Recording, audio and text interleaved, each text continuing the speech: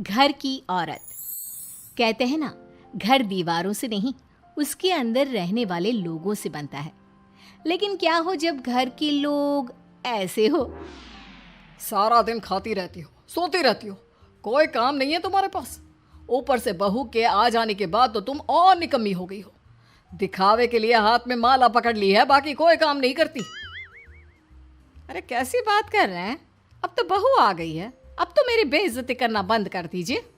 जैसे तैसे मेरी तो जिंदगी कट गई, गालियां खा खा कर। अरे उस बेचारी को तो छोड़ दीजिए। तभी बेटे के जोर जोर से चिल्लाने की आवाज आती है। कहा था ना तुमसे रिजाइन कर दो, क्यों नहीं किया? और ये पर्स लटका कर कहाँ निकली? चलो कमरे में, काम करो घर का। बहू बेटे की लड़ाई सुनकर सास ससुर बाहर आ जाते हैं। सामने खड़ी होती है नई नवेली बहू रीमा। देख लीजिए माँ जी, शादी से पहले तो मेरे माँ पापा के सामने कहा था कि शादी के बाद नौकरी करने देंगे, लेकिन अब क्या कह रहे हैं? तो तुम माँ जी को क्यों बोल रही है बहू? तब उसका मन रहा होगा, अब नहीं है। पर पिताजी, उसके मन से मेरा करियर तो नहीं चल सकता ना। ससुर को बहू की बात पर गुस्सा आ जाता है। वो बेटी की तरफ देखता है। पापा से जबान लड़ाती है, रुक। ये बोलकर वो पत्नी को खींचकर कमरे में ले जाता है और बंद कर देता है। ये सब देखकर सास दुखी हो जाती है। पति के जाने के बाद सास बेटी से कहती है, देख बेटा, अब जमाना कुछ और है। तेरे पिता ने घर में औरतों की कद्र नहीं की, लेकिन तू ऐसा ना बन। शहर की समझदार पढ़ी लिखी लड़की से शादी की है तूने, उसका ख्याल रखा कर, तमीज से पेश आया कर। जा, बहू को कमरे से बाहर ले आ। लेकिन बेटा नहीं मानता और बहू कमरे में सारा दिन बंद रहती है। शाम को बेटा बाहर जाता है कि सास चाय और बिस्कुट लेकर बहू के कमरे में जाती है। बहू बेटा ये ले, चाय पी ले। रो रो कर कैसी शक्ल बना ली है बेटा। माँ जी, ये कैसे लोग हैं? आप कैसे मैनेज कर रही हैं? ऐसे थोड़ी ना होता है माँ जी।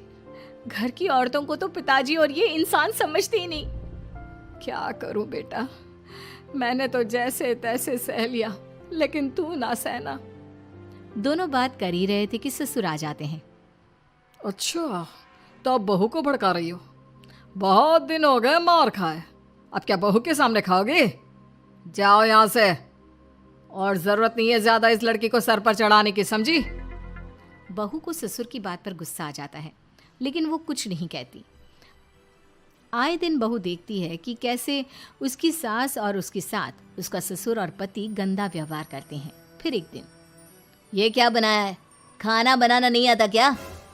ये बोलकर वो खाने की भरी सारी थाली फेंक देता है। अरे बेटा कोई बात नहीं, शांत हो जा, मैं अभी बाहर से कुछ मंगवा देता हूँ।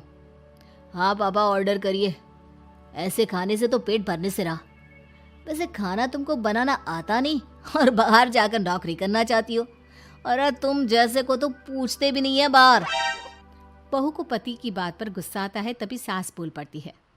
तेरे से ज्यादा पढ़ी लिखी है, वो तो तूने इसे कहा था कि तू नौकरी करने देगा तो तुझसे शादी कर ली, वरना ना ही करवाते इसके माँ बाप तुझसे शादी इसकी। और कमाती भी ये तेरे जितना ही है बेटा। बहू हैरान रह जाती है कि जो सास खुद के लिए एक बार भी खड़ी नहीं हुई, वो उसके लिए बेटे को भी भला बुरा सुना रही है। उसकी नज़र में सास की इज्जत और बढ़ जाती है। वो सास को देखकर ये सब सोच ही रही थी कि उसके कान में एक जोर से चांटे की आवाज आती है। किसको किसको मार पड़ी? वो देख ही रही होती है कि उसकी नज़र जमीन पर बैठी सास पर पड़ती है। अभी तो धीरे से मारा, फिर जुबान खोली ना तो ऐसा मारूंगा कि कान के पर्दे फट जाएंगे। सास रो रही थी। बेटा और पति वहां से चले जाते हैं। पिताजी अच्छा किया माँ को जोर का चांटा लगाकर, आगे से जबान खोलने से पहले 4 बार सोचेंगी। बड़ी आई। दोनों हंसते हुए वहां से निकल जाते हैं। बहू सास को उठाती है और पानी देती है। मैंने ये दिन रोज देखे हैं बहू, लेकिन तू नहीं सहना। तू अपना जीवन अपने अनुसार जीना। शादी के वक्त मैंने तेरी माँ से बात करने की कोशिश की थी, उन्हें बताया था, लेकिन वो नहीं मानी। बहू सास को पकड़कर रोने लगती है। वो इसलिए नहीं मानी क्योंकि वो मेरी सगी माँ नहीं है। माँ जी, जिस तरह से आप मेरे लिए खड़ी हुई है ना, मेरी माँ भी नहीं हुई। बेटा मैं तेरा भला चाहती हूँ, तू नौकरी इस घर में रहकर तो नहीं कर पाएगी, एक काम कर, इस घर से चली जा, पैसे कमा और खुश रह। माँ जी, हो सकता है कल तक मैं आपके इस फैसले को मान जाती, लेकिन आज नहीं। माँ जी, आप यहाँ इस नर्क को झेले और मैं आपको छोड़कर चली जाऊं? नहीं, कभी नहीं। अगले रोज, सुनिए, वो क्या है ना, मुझे कुछ कपड़े और गहनों की ज़रूरत है, तो ज़रा पैसे दीजिए ना। अब आप घर के मर्द हो तो पैसे तो आपसे ही मांगूंगे ना। बुरा तो नहीं लग रहा ना आपको? नहीं नहीं, बुरा क्यों लगेगा, ये लो कार्ड, कर लेना शॉपिंग। अगले रोज, बिजली का बिल आया है 10,000 का, भर दीजिएगा। इतना बिल कैसे आ गया? बेटा वो क्या है ना, सारा दिन बहू घर में रहती है तो कमरे में एसी और टीवी चलता रहता है। अब कम से कम बाहर जाए तो 4 पैसे कमा कर लाए, लेकिन हम लोगों को थोड़ी ना औरत की कमाई खानी है, वो तो मर्द ही करता है ना। पति पर्स देखता है और फिर हाँ माँ, ठीक बोल रही हो, खैर चलता हूँ, ऑफिस का वक्त हो गया है। पति ऑफिस से पिता को फोन करता है। पापा, घर के खर्चे तो बढ़ते ही जा रहे हैं, ऊपर से महंगाई आप देख रहे हैं। मैं सोच रहा हूँ क्यों ना मीना को नौकरी के लिए हाँ कर दूँ, 4 पैसे ही लाएगी ना घर में। वो तो तू ठीक बोल रहा है, लेकिन ये औरत की जात, कल को 4 पैसे कमाने लगे तो यह नहीं कि सर पर चढ़कर नाचे। हाँ पिताजी, बात तो सही है, वो तो आप हैं जो माँ को मुट्ठी में रखा है, वरना मेरी वाली तो। खैर, सोचते इस बारे में। शाम को पूरा परिवार साथ बैठा होता है। वो कल पनीर की सब्जी बनानी है तो थोड़े पैसे देकर जाना। और हाँ, कीर्तन भी रखा है संडे को, उसके लिए सामान की लिस्ट बना दी है, ले आना। पापा को दे दो, वो ले आएंगे। अरे पापा कहाँ से ले आएंगे, मेरे पास नहीं है पैसे वैसे। लो, पैसे ही नहीं है? मेरे पापा की जेब तो हमेशा नोटों से भरी रहती है। बेटा, लक्ष्मी को जो पूजता है ना, उसके पास लक्ष्मी रहती है। जो घर की औरतों को मारे पीटे, वो भला कैसे लक्ष्मी का लाभ ले सकता है? वाह वाह, क्या बात है, तो जबान खुल रही है तुम्हारी। लगता है भूल गई पुरानी मार और डांट, क्या? हाँ माँ जी, शांत हो जाइए, मैं नहीं देख सकती आपको मार खाता, और फिर हो सकता है कि मैं आपको बचाने आऊँ तो ये भी मुझे मारे। ठीक है बहू, मैं कुछ नहीं कहती, तू ये लिस्ट बस दे दे, मैं चलिए आराम करने। फिर अगले रोज, सुनिए जी, वो मायके जाना है, वो क्या है ना, शादी के बाद से गई नहीं, तो ट्रेन की टिकट बुक करवा देना। तो मैं भी तो साथ जाऊंगा ना तुम्हारे। तो ठीक है, फिर फ्लाइट की ही टिकट करवा दीजिए। वो क्या है ना, अच्छा थोड़ी ना लगता है, आप पहली बार मेरे साथ जा रहे हो और हम ट्रेन से चले, ठीक है ना? पति ऑफिस जाता है, जहाँ उसका दोस्त कहता है, अरे क्या हो गया यार, परेशान सा दिख रहा है, तेरी तो नई नई शादी हुई है, भाभी परेशान कर रही है क्या? अरे नहीं यार, तू तो जानता है थोड़ी सी कमाई में घर चलाना मुश्किल हो रहा है, तू कैसे मैनेज करता है यार?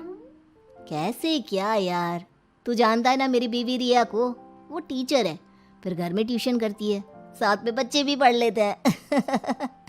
यार, घर नाम की गाड़ी दोनों पहियों के साथ चलने से ही चलती है, वो भी कमाती है और मैं भी, और चल रहा है घर बस। पति को दोस्त की बात समझ में आती है, लेकिन पिता का ज्ञान कैसे भूल सकता था? भाई, कल को सर पर चढ़कर नाचने लगी तो। शाम को घर आता है, जहाँ उसकी बुआ और उसका बेटा बैठे होते हैं। अरे आ गया लल्ला, कैसा थका थका सा लग रहा है, सब ठीक है ना? नमस्ते बुआ, कैसे आना हुआ? कैसा है रमेश? भाई को तो भाई की याद ही नहीं आती। अरे नहीं नहीं भैया, याद नहीं आती तो यहाँ कैसे आता, ये लीजिए मेरी शादी का कार्ड, जरूर आना। पति कार्ड खोलता है। डॉक्टर रश्मि, अरे वाह, तेरी होने वाली बीवी डॉक्टर है। और क्या भैया, आपकी बीवी इंजीनियर तो मेरी डॉक्टर। तभी वहाँ सास आ जाती है। अरे जब घर में ही बिठाना है बेचारी को, तो काहे का इंजीनियर है, तो काम वाली ही, घर का काम करती है और आराम। इतनी पढ़ी लिखी लड़की को घर पर क्यों बिठा रखा है? अरे बहू कहीं झोला छाप डिग्री तो नहीं लेकर आई है? पत्नी की बुराई सुनकर पति को गुस्सा आता है।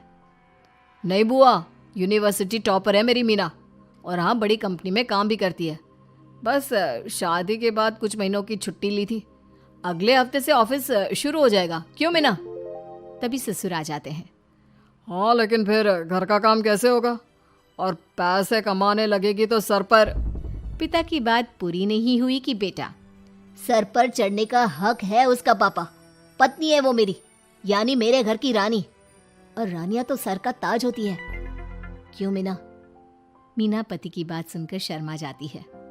वाह बेटा, तू सही समय में समझ गया कि औरतों की इज्जत करने वाले घर में शांति और लक्ष्मी का वास होता है।